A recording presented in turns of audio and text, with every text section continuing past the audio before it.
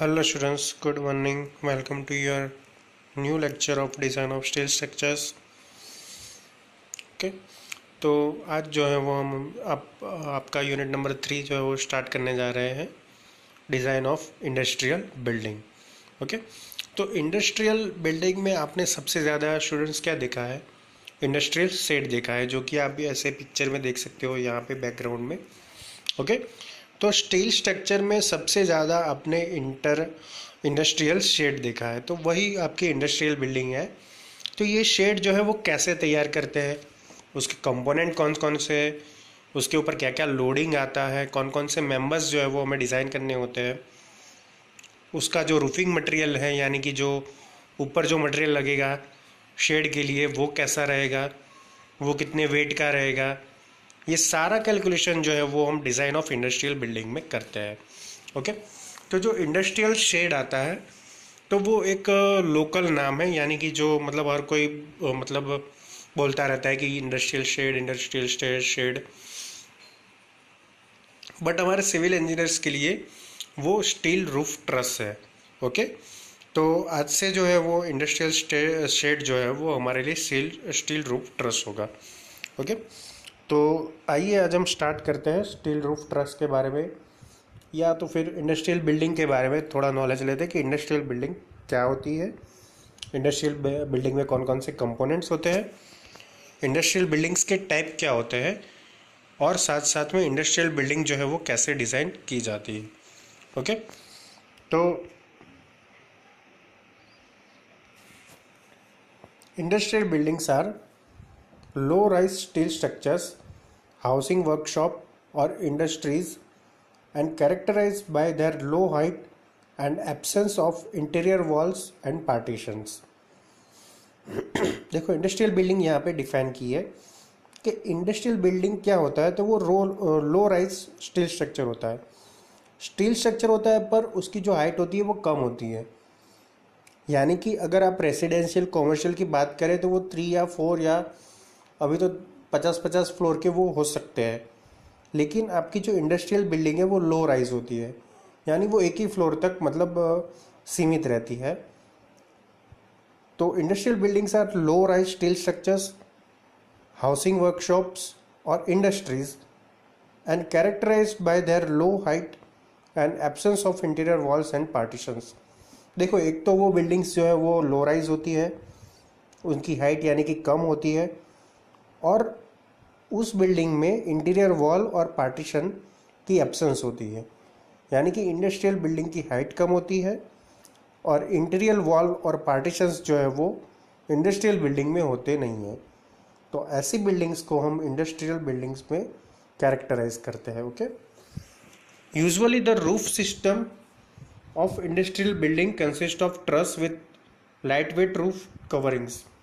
Okay, जो roof system होती है, रूफ यानी कि जो मतलब हम शेड जो बुलाते हैं वो, तो वो शेड के लिए हम रूफिंग मटेरियल यूज़ करते हैं.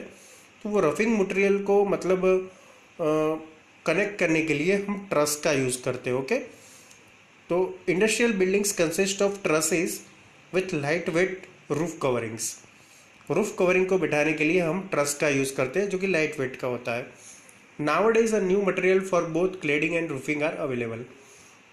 अब नाउअडेज यानी कि अब के दिनों में आपके लिए क्लेडिंग और रूफिंग के लिए नए मटेरियल भी अवेलेबल है. Okay, these are lighter compare to conventional AC and GI sheets. जो एस्बेस्टोस मतलब सीमेंट की जो सीट आती है और गैल्वेनाइज्ड आयरन की जो सीट्स आती है, उसके कंपैरिजन में जो अभी जो नया मटेरियल आ रहा है क्लेडिंग और रूफिंग के लिए वो बहुत ही लाइट होता है. ओके, देखो कोई भी कंस्ट्रक्शन में जो उसका सेल्फ वेट होता है वो हम रिड्यूस करने का ट्राई करते हैं. अगर हम स्ट्रक्चरल पर्पज से देखें तो उसका जो सेल्फ वेट है वो बहुत ही कम होना चाहिए. क्योंकि सेल्फ वेट कम होगा तो उसका जो रिएक्शन होगा वो भी कम आएगा, वो आप सभी को पता है. क्योंकि रिएक्शन क्या होता है कि वो लोड इनटू डिस्टेंस होता है. तो लोड इनटू डिस्टेंस, तो लोड की जितनी वैल्यू होगी उतनी आपकी मूवमेंट की वैल्यू होगी, और उतना जो है मतलब अनस्टेबिलिटी जो है वो आपके स्ट्रक्चर की बढ़ेगी. तो इस सभी को मतलब कंट्रोल करने के लिए हम जो है वो अपना स्ट्रक्चर जो है वो बहुत ही लाइट रखते हैं, और हमारी टेंडेंसी रहती है कि हमारा स्ट्रक्चर जो भी बने वो लाइट ही बने। Okay, however the few industrial buildings में multi storeyed, usually not more than 4 storeys. देखो बहुत सारी इंडस्ट्रियल बिल्डिंग है वो 3-4 माल की भी हो सकती है, 3-4 स्टोरी की भी हो सकती है, लेकिन 4 से ज़्यादा नहीं हो सकते हैं। To house this industries which involve some processes prominently in vertical plane.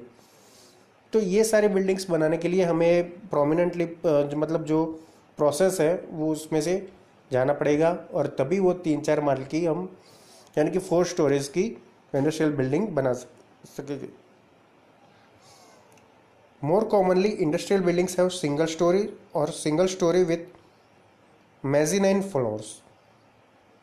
बहुत सारी जो इंडस्ट्रियल बिल्डिंग्स है उसमें सिंगल स्टोरी भी होता है विथ उसके जो फ्लोर का टाइप यहाँ पे लिखा हुआ है मेज़ेनाइन फ्लोर्स, जो है वो वन टाइप ऑफ फ्लोर है, तो ऐसे फ्लोर भी हो सकते हैं। To provide more working space, interior columns are either all together avoided और else are very widely space in big industrial buildings. देखो ये इंडस्ट्रियल बिल्डिंग की रिक्वायरमेंट है कि आपके जो इंटीरियर कॉलम्स आते हैं वो हमें अवॉइड करने हैं। इंडस्ट्रियल कॉलम जितने कम आए उतने आपके लिए अच्छा है। ओके, और अगर आप उसे एलिमिनेट कम्प्लीटली नहीं कर सकते हो तो एटलीस्ट उसे वाइडली स्पेस करके रख सकते हो।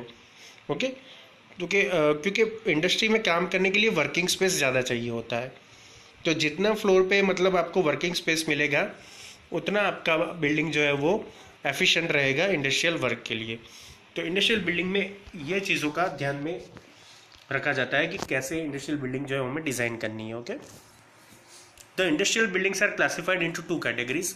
उसमें 2 कैटेगरी आती है, नॉर्मल और simple industrial building and special type of industrial building. एक जो नॉर्मल टाइप की, सिंपल टाइप की इंडस्ट्रियल बिल्डिंग, एंड सेकंड है आपकी special type of industrial buildings.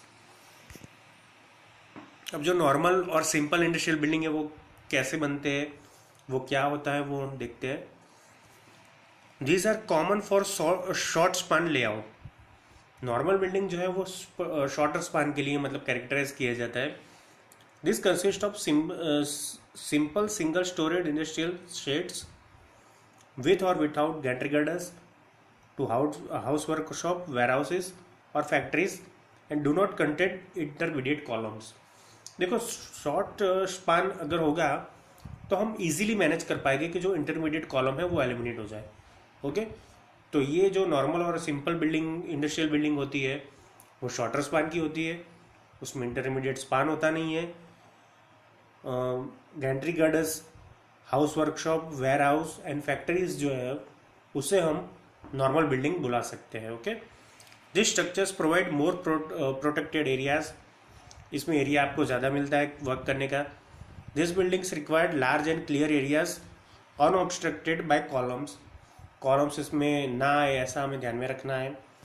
The industrial buildings are provided with adequate head room for the use of an overhead travelling cranes. तो ये जो industrial buildings हैं normal और simple type की, तो वो कभी कभी क्रेन भी ऑपरेट करती है बिल्डिंग के अंदर। तो ऐसे ओवरहेड क्रेन को ऑपरेट करने के लिए, ओवरहेड ट्रैवलर मतलब जो क्रेन से ऊपर, उसे ऑपरेट करने के लिए हेडवे यानी कि total vertical distance from bottom to top, तो वो हमें यहाँ पे ज़्यादा रखना है। ओके, तो ये सारी कैरेक्टराइज है कि नॉर्मल या सिंपल इंडस्ट्रियल बिल्डिंग कैसी होती है। ओके, तो फिर से मैं आपको रिपीट करवा देता हूँ। जो नॉर्मल सिंपल इंडस्ट्रियल बिल्डिंग है वो शॉर्टर स्पान की होती है, उसमें हेडवे ज़्यादा होता है क्रेन को ऑपरेट करने के लिए, ओवरहेड ट्रैवलिंग क्रेन को ऑपरेट करने के लिए। इसके अलावा उसमें इंटरमीडिएट कॉलम होते नहीं हैं, और जो वर्क एरिया है वो सबसे ज़्यादा प्रोवाइड करता है नॉर्मल और simple type industrial buildings. Okay, उसके बाद जो है वो special type of industrial building है। The special type of industrial buildings are usually called steel mill buildings. जो स्पेशल टाइप है उसका दूसरा नाम है steel mill building. This are use to house big industries in which some manufacturing processes need spaces with specific and control environmental conditions. देखो इसमें जो है, इसमें भी स्पेस तो चाहिए होगी, इंडस्ट्रियल बिल्डिंग है इसलिए, लेकिन उसके अलावा मैन्युफैक्चरिंग प्रोसेस के लिए कंट्रोल एनवायरमेंटल कंडीशन चाहिए।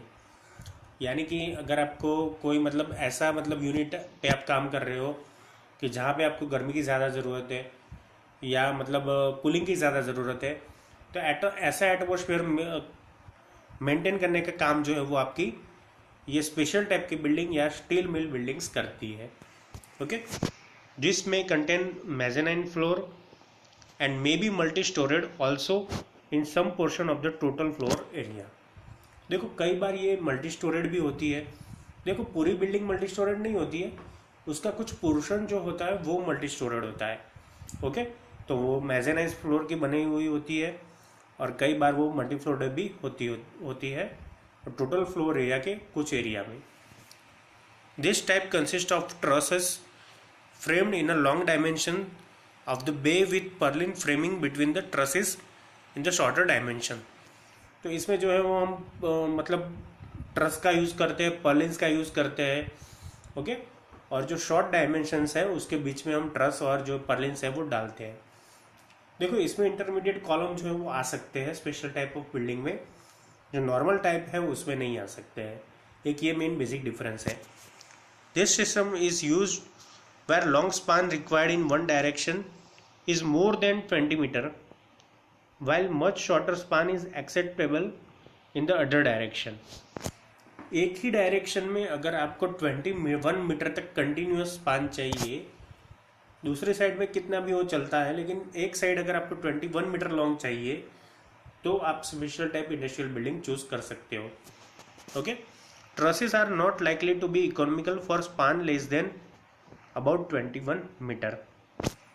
तो 21 मीटर से अगर कम है आपका स्पान तो उसके लिए ट्रस जो है वो सुटेबल नहीं है, क्योंकि अगर 21 मीटर से कम लेंथ हो गई तो आपको ट्रस डालने के लिए मतलब ट्रस अगर आप डालोगे तो वेट उसका ज़्यादा बढ़ेगा, तो वेट के हिसाब से वो आपको सुटेबल नहीं होगा। ओके, तो ये जो है वो नॉर्मल टाइप और special type of industrial building है। दो टाइप की इंडस्ट्रियल बिल्डिंग्स है, एक नॉर्मल और एक स्पेशल टाइप। ओके, दोनों के बीच में जो बेसिक डिफरेंस है वो आपको पता चल गया होगा, और दोनों में क्या क्या कैरेक्टरिस्टिक्स है वो भी आपको पता चल गया होगा स्टूडेंट्स।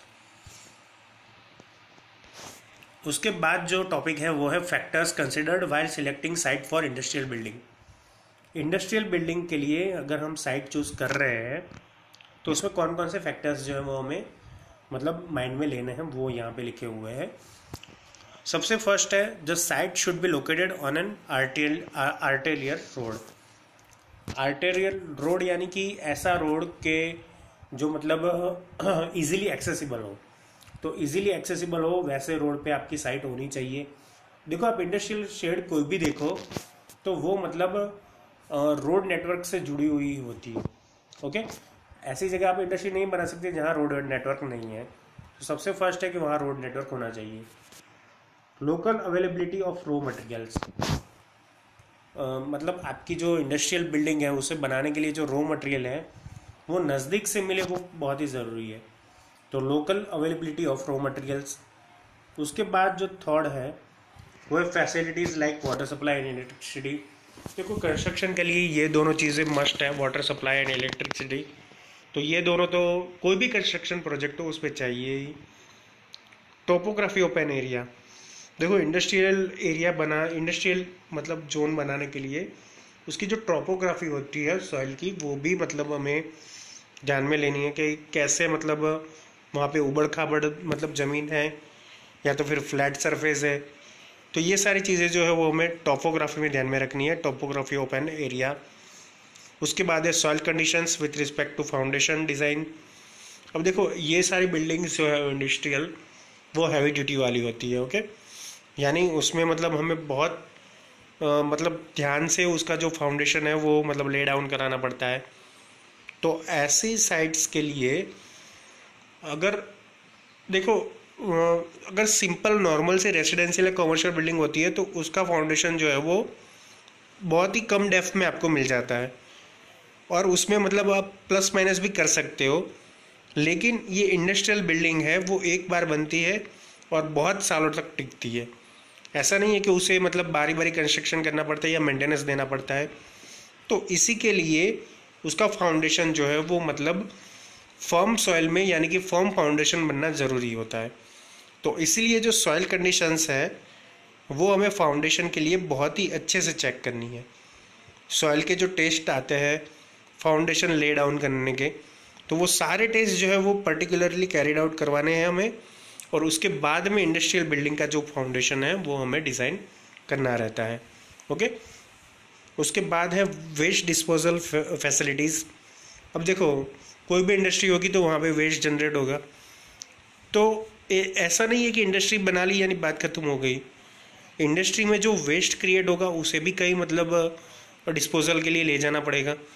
तो डिस्पोजल का जो रूट है, या तो मतलब आप बाय ट्रांसपोर्ट भी ले जा सकते हो डिस्पोजल को, या तो फिर पाइपलाइन में से भी आप जो है वो डिस्पोजल कर सकते हो।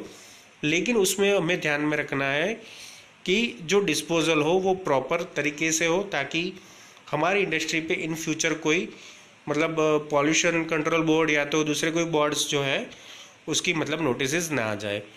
तो वेस्ट डिस्पोजल फैसिलिटीज़ जो है वो हमें देखनी है कि कैसे मतलब जो है वो वेस्ट डिस्पोजल आपके साइट पे यानी आपके इंडस्ट्रियल बिल्डिंग में होगा। ओके, उसके बाद है ट्रांसपोर्टेशन फैसिलिटीज़। देखो, ट्रांसपोर्टेशन फैसिलिटीज़ जो है वो मस्ट है। ट्रांसपोर्टेशन जो फैसिलिटीज़ है वो होनी चाहिए। Sufficient space for storage of raw materials, raw material को स्टोर करने के लिए स्पेस होनी चाहिए। स्पेस फॉर फ्यूचर एक्सपेंशन, ऐसा नहीं है कि इंडस्ट्री बना ली यानी बात खत्म होगी।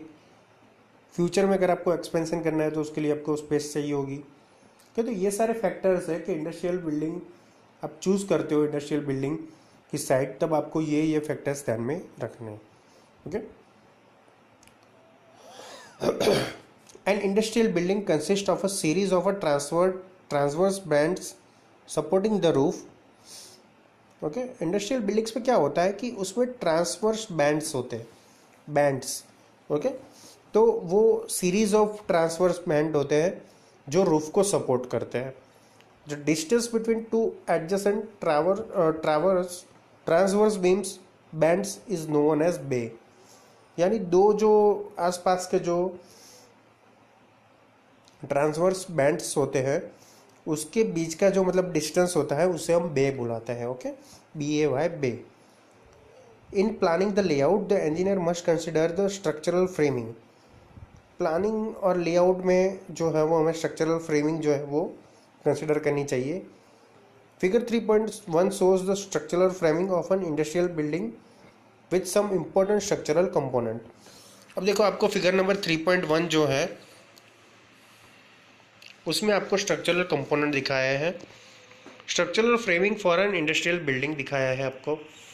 तो आप देख सकते हो यहाँ पे कि यहाँ पे जो कॉलम्स है, गेबल कॉलम्स है, यहाँ पे गेबल एंड है, यहाँ पे ट्रस है।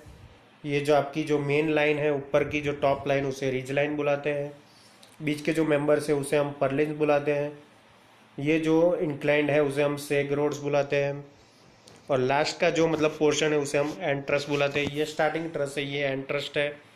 बीच में जो मतलब वर्टिकल मेंबर्स है सपोर्टिंग के लिए उसे हम ब्रेसिंग्स बुलाते हैं। ओके, और ये आपकी कॉलम है, ये आपके गर्ड्स है। तो ये सारी जो है वो आपकी स्ट्रक्चरल फ्रेमिंग की डिटेल्स है कि इंडस्ट्रियल मतलब जो बिल्डिंग होती है उसमें इतने इतने कंपोनेंट्स जो है होते हैं। ओके स्टूडेंट्स,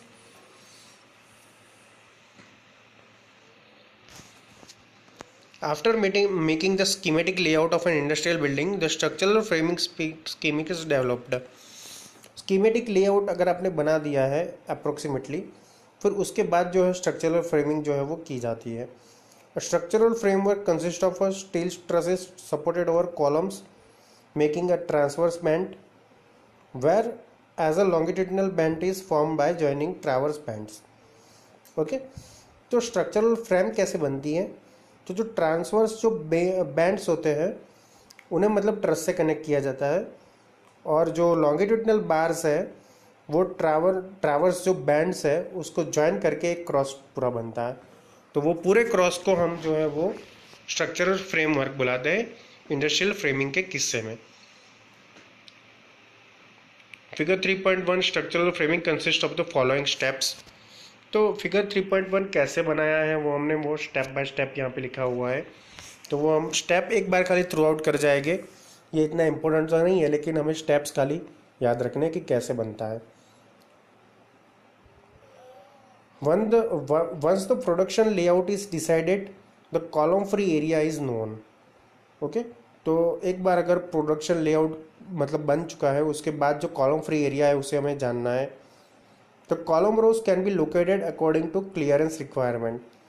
कॉलम रो जो है वो मतलब क्लियरेंस रिक्वायरमेंट है उसके हिसाब से बनानी चाहिए। Column rows at wide distances and with large span trusses are economical as compare to closely space more number of column rows with short span trusses. देखो, शॉर्ट स्पान ट्रसेस की जगह जो लॉन्ग स्पान ट्रसेस है वो से हम पसंद करते हैं, क्योंकि उसमें जो कॉलम्स होते हैं मतलब फाउंडेशन के वो भी बहुत कम आते हैं, तो वो हमारे लिए इजी रहता है। If S L is wide, alteration और modification can be easily accommodated in the future. Okay, तो मतलब एस एल जो है वो मतलब क्या है कि जो आपका बे है वो बताता है, तो वो बे जो है वो वाइड होना चाहिए।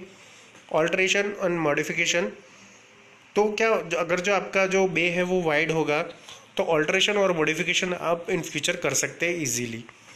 उसके बाद सेकंड स्टेप है the columns in each row are fixed so as not to interfere with the mechanical layout. Generally a column spacing of 4 meter to 8 meter is provided. Column का जो मतलब स्पेसिंग है वो 4 to 8 मीटर जो है वो रखा जाता है, ताकि मैकेनिकल लेआउट में वो एक दूसरे से मतलब इंटरफियर ना कर सके। A sketch of members, opening, lintels, doors, windows, girds and end wall columns is made. तो ये सब मेंबर्स की स्केच हम बनाते हैं थर्ड स्टेप में। As the column spacing is fixed by this time, the pitch of the truss is selected and the type of truss to be provided is decided. Fourth step में आप जो कौन सा truss देने वाले हो वो मतलब डिसाइड करते हो। तो panel lengths are worked out and purlin locations are mark. Panel length जो है वो वर्कआउट होती है और पर्लिन की जो लोकेशन है वो भी मार्क होती है। A plan is prepared to show the lateral bracing system. Bracing system जो होती है, ब्रेसिंग सिस्टम ज़्यादातर विंड लोड के लिए होती है कि विंड लोड में आपका जो रूफिंग मटेरियल है वो उड़ ना जाए। ओके, तो उसे मतलब गार्ड करने के लिए ब्रेसिंग सिस्टम जो है वो बनाई जाती है लास्ट स्टेप में। It may be done either in the plan of the bottom chord और in the plane of the top chord. वो टॉप कॉर्ड मेंबर में भी बन सकती है और बॉटम कॉर्ड मेंबर में भी बन सकती है, और sometimes in both the plans, और समटाइम्स जो है वो दोनों प्लेन में बन सकती है। उसके बाद जो लास्ट स्टेप है वो आपका various material to be use for floor, roof, walls and partition walls are worked out. Last में आप roofing material, flooring material, covering material, partition wall के मटेरियल ये सारा चूज़ करते हो कि कौन सा मटेरियल जो है वो आपके लिए अच्छा रहेगा। ओके, तो फिगर 3.2 में आपको common types of industrial building bands दिखाए गए हैं, वो हम देख लेते हैं कि बैंड्स कौन कौन से होते हैं। ओके, तो फर्स्ट जो है वो आपका सिंगल एसएल वॉरन ट्रस है। तो ये जो है वो एसएल है आपकी। ओके, तो एसएल जो है वो इस टाइप की होती है, टोटली मतलब फ्लैट होती है। उसके बाद जो है single SL fink truss. Fink truss में ये जो होता है वो इंक्लाइंड पोर्शन होता है खाली। उसके बाद जो है वो single SL pratt trusses. Pratt trusses पे दूसरा कुछ नहीं, ये दोनों जो है वो सिंगल एसएल फिंक और वॉरन वो दोनों का मतलब कॉम्बिनेशन है, ये सिंगल एसएल प्रेट ट्रसेस। उसके बाद फोर्थ जो है वो है लॉन्ग स्पान सब डिवाइडेड ट्रस, जो लॉन्ग स्पान के लिए यूज़ करते हैं हम। Warren with monitor. देखो मॉनिटर यानी यहाँ पे आप देख सकते हो बीच में ऐसा मतलब थोड़ा उठा हुआ पोर्शन है, तो उसे हम वॉरन विथ मॉनिटर बोलते हैं। अब फिंक के ऊपर अगर हम ऐसा मॉनिटर लगा दे तो उसे फिंक विथ मॉनिटर बोलते हैं, ये टाइप में आप देख सकते हो। उसके बाद short tooth without interior columns. Interior column के अलावा अगर आप ऐसे टूथ जैसा यहाँ पे देखो एक शेप बन रहा है, तो उसे हम short tooth without interior columns बुलाएंगे। डबल एसएल, अगर आपका बीच में एक सपोर्ट भी है तो ऐसे मतलब दो टाइप के बे बन जाते हैं, तो उसे हम डबल एसएल बुलाते हैं। उसके बाद जो है वो सिंगल एसएल क्रेन रनवे। देखो यहाँ पे बीच में क्रेन लगाई हुई है। सिंगल एसएल तो है ही, मतलब जो वॉरन टाइप का है वैसा ही है, लेकिन यहाँ पे क्रेन के लिए एक प्रोवाइडेशन दी गई है तो उसे सिंगल एसएल क्रेन रन में बुलाते हैं। उसके बाद है main SL with side side faces. Okay, तो ये जो है वो वही है, आपकी क्रेन के लिए प्रोवाइडेशन दी गई है, लेकिन इसमें साइड में दूसरे मतलब एसएल्स जो है वो दिए हुए हैं सपोर्टिंग के लिए। ओके, तो ये सारे जो है वो इंडस्ट्रियल बैंड्स है कि कौन कौन से टाइप के इंडस्ट्रियल बैंड्स जो है वो आपके मतलब रूफ ट्रफ्स यानी कि इंडस्ट्रियल बिल्डिंग में नाउअडेज यूज़ हो रहे हैं। ओके स्टूडेंट्स, तो आज के लिए लेक्चर यहाँ तक। नेक्स्ट लेक्चर में हम देखेंगे कि रूफ ट्रफ्स के कंपोनेंट कौन कौन से हैं और कैसे मतलब जो है वो कैलकुलेशन क्रिएट की जाती है या कैसे डिज़ाइन जो है वो क्रिएट की जाती है। Okay students, thank you for watching and keep watching for updating videos of design of steel structures. Thank you.